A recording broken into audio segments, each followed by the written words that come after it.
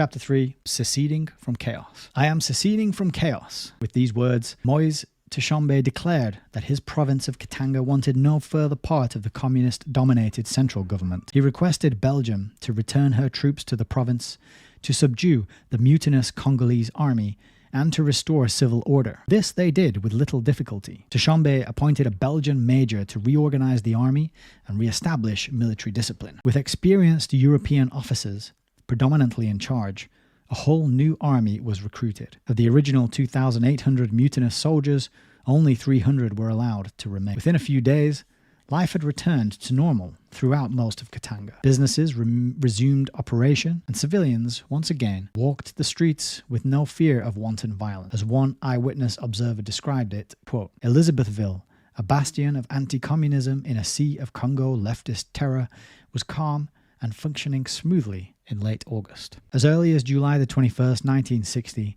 Patrick O'Donovan reported in the New York Herald Tribune, "There is good order in Elizabethville. The streets are patrolled by black and white soldiers together.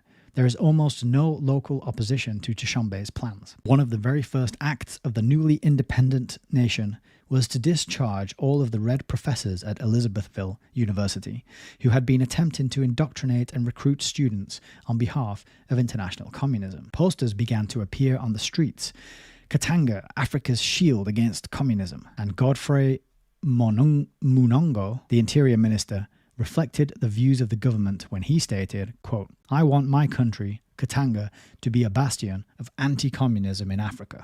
I detest communism and will not alter my position to it. Katanga will stay independent no matter what. We shall not give in." To the leaders of Katanga, independence did not mean that they were unwilling to cooperate with other provinces, to enter into a specifically limited political union with them, or even to share the rather substantial tax revenues obtained from the extensive mining operations within their territory. As mentioned earlier, Tshombe wanted a federal union and local autonomy somewhat similar to that in America. Commenting on his vision for the future, Tshombe explained, "Katanga is nearly as large as France.